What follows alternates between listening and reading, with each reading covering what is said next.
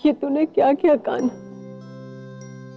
ऐसी टिटोली में तूने तो मर्यादा ही लांघ ली। आज तेरे कारण तेरी मैया का और तेरे बाबा का लज्जा से सर नीचे हो गया सबके सामने।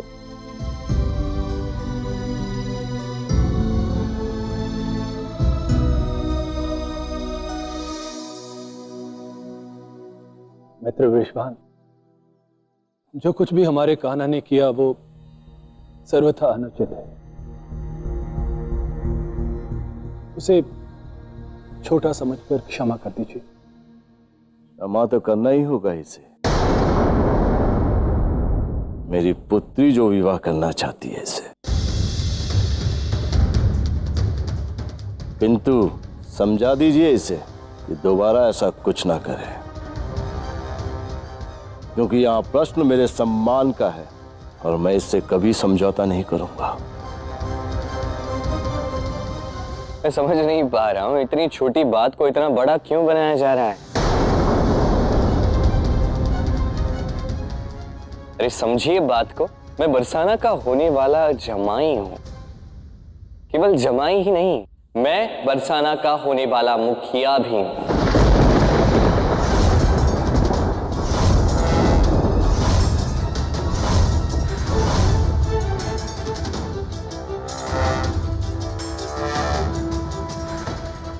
है ना?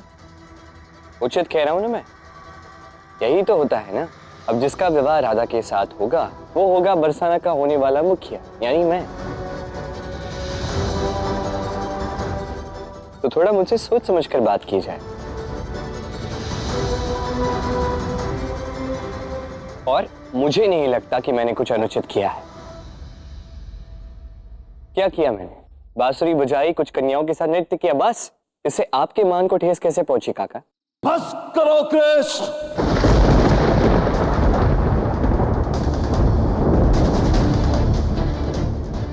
मुझे इतना भी क्रोधित मत करो कि मैं कुछ ऐसा कर बैठूं यहां किसी के लिए उचित ना हो।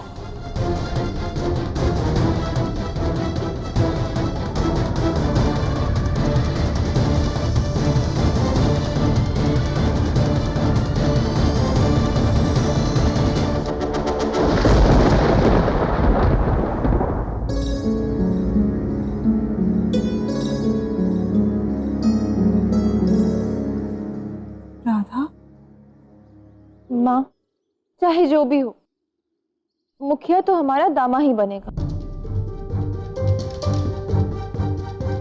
मुखिया का पुत्र होने के नाते ये अधिकार उसी का बनता है, कृष्ण का नहीं।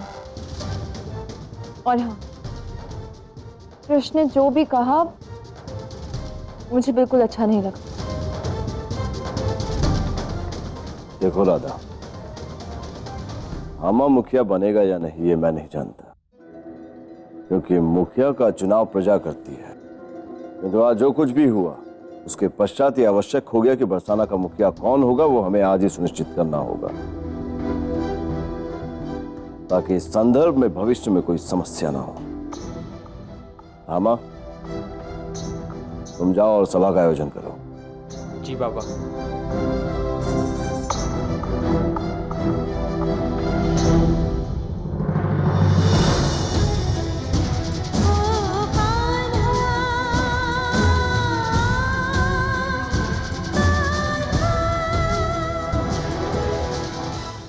ये कैसे संभव है? मैं मान ही नहीं सकता कि कान्हा,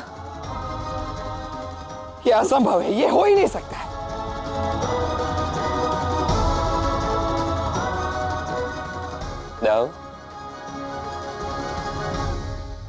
कान्हा, मैं सब समझ रहा हूं, मुझे सब कुछ समझ में आ रहा है। तुम और राधा मिलकर ये कोई खेल खेल रहे हो ना। सर्वप्रथम उस रात्रि अचानक तुम्हारा सारे नियम तोड़कर राधा को देखने जाना, उसके पश्चात सबके समक्ष रासलीला करना, रासलीला करके स्वयं की छवि को स्वयं ही बिगाड़ देना, ये तुम सब कुछ वही कर रहे हो कान्हा जो तुम्हें कदापि नहीं करना चाहिए, है ना? भला तुमसे अधिक उचित और अनुचित को और कौन समझता है? कहो कान्हा, तुम और राधा मिलकर ये विवाह तोड़ रहे हो ना? उत्तर दो कान्हा। कान्हा,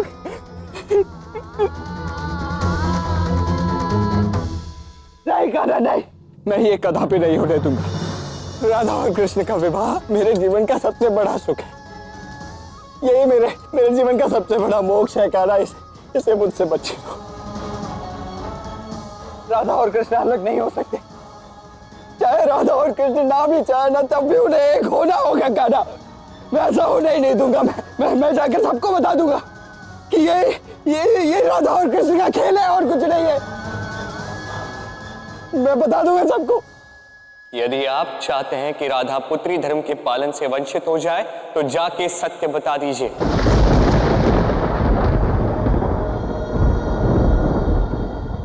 यदि आप चाहते हैं कि जीवन भर के लिए राधा का मन दुखी रहे तो जाके सब कुछ बता दीजिए।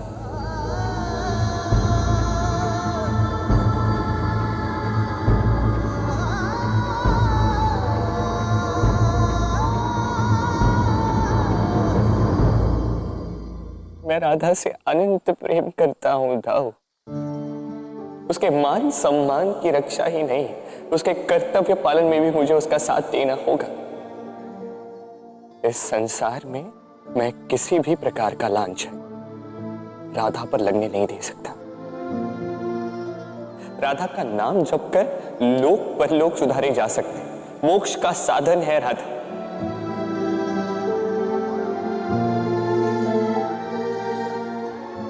प्रेम है राधा था। यदि वो राधा है तो तुम नारायण हो कान्हा। तो अपनी अनंत शक्ति से ये सब ठीक क्यों नहीं कर देते कान्हा? ठीक कर दो ना ये सब। तुम अपनी राधा से ऐसे अलग कैसे रह सकते हो कान्हा? ये मेरी शक्ति से भी परे है। मैं कुछ नहीं कर सकता। क्या कह रहे हो तुम?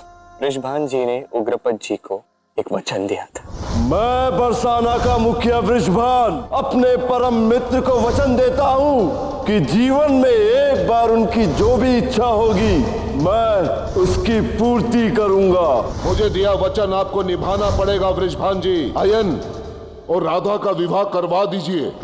उस वचन की पूर्ति के लिए राधा अपना सर्वस्व त्याग रही है।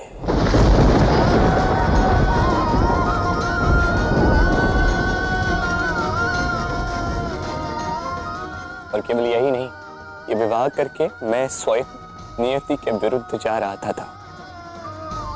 आपको क्या था, मैंने कहा था कुछ अनुचित हो रहा है। हाँ, वही हुआ। अतीत की छवि दिखाने के लिए स्वयं आया श्रीदमा। मैंने श्री राधा कृष्ण को 100 वर्षों के वियोग का श्राप दिया। गोलोक में श्रीदमा का श्राप और पृथ्वी पर वृषभान जी का वचन, इसका मान रखने के लिए हम दोनों ये विवाह तोड़ने जा रहे थे। और हमारे पास कोई विकल्प नहीं है।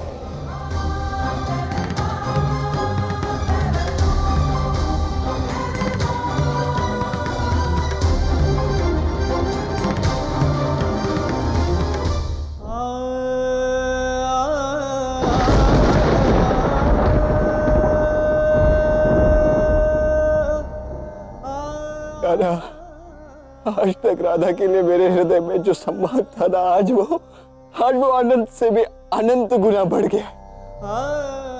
क्योंकि तुम तो अपने नारायण स्वरूप में हो, इसीलिए इतना बड़ा त्याग सह सकते हो। किंतु राधा तो एक साधारण मनुष्य के रूप में, कि तुम अपने धर्म के सम्मान के लिए अपने अनंत काल के प्रेमी से इतना बड़ा विरह सह रही है। वो राधा के इस महात्याग के लिए राधा को मेरा शत शत नमन।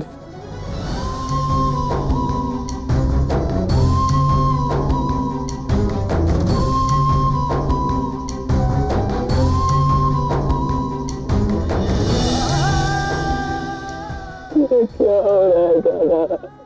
वही होगा, वही हुआ जो होना था। विरह।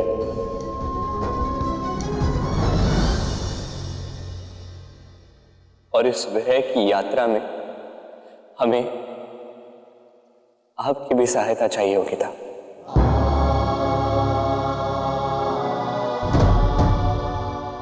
कहो कान्हा, मेरे ने क्या किया? विरह का अंतिम पड़ाव आ रहा है और वो आपको लाना होगा।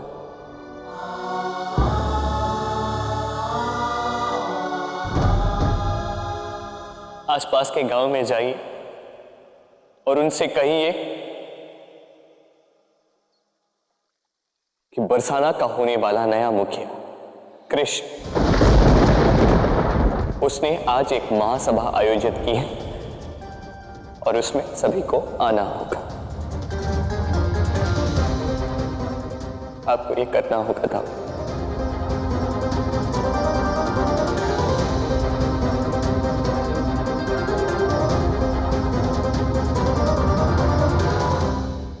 मनुष्य योनि की कैसे भी ढब बनाया कान्हा। कहाँ मैंने सोचा था कि मैं तुम्हारे और राधा के मिलन का साधन बनूंगा, और कहाँ मैं तुम दोनों की विरह का सारथी बन गया हूँ कान्हा, आरती बन गया हूँ।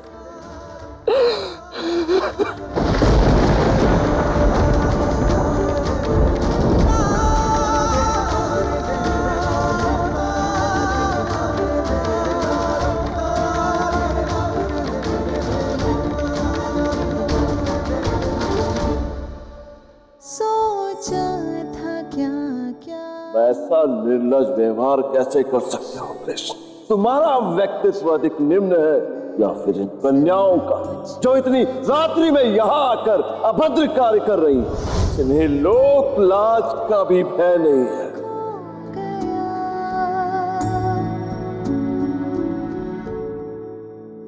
ये क्या हुआ, ये क्यों हुआ, समझाओ ना कान्हा, मुझे बतलाओ ना।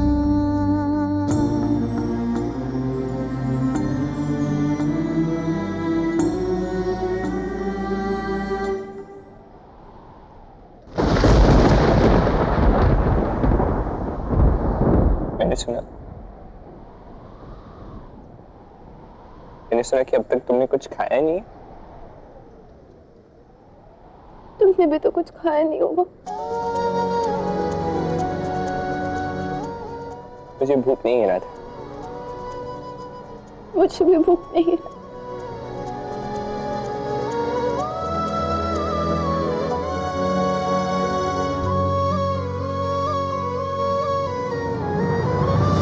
प्रेम जो जाने प्रेम ही माने, प्रेम बिना जग सोना। क्या कृष्ण की खीर खाने के लिए भी भूख नहीं है राधा? प्रेम पुजारन प्रीत को देखे बिन नहीं खोले नैना।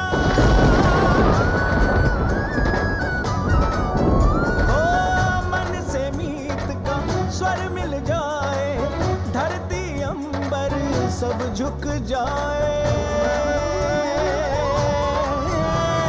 प्रेम की लगन लगे और राधा का माखन उसकी भूख है। मिलने से न रोके, न रोक पाए समय। प्रेम बसे जिस तन मन, प्रेम भरा हो जीवन। प्रेम लगे अधूरा सा जब तक ना हो प्रेम मिलन।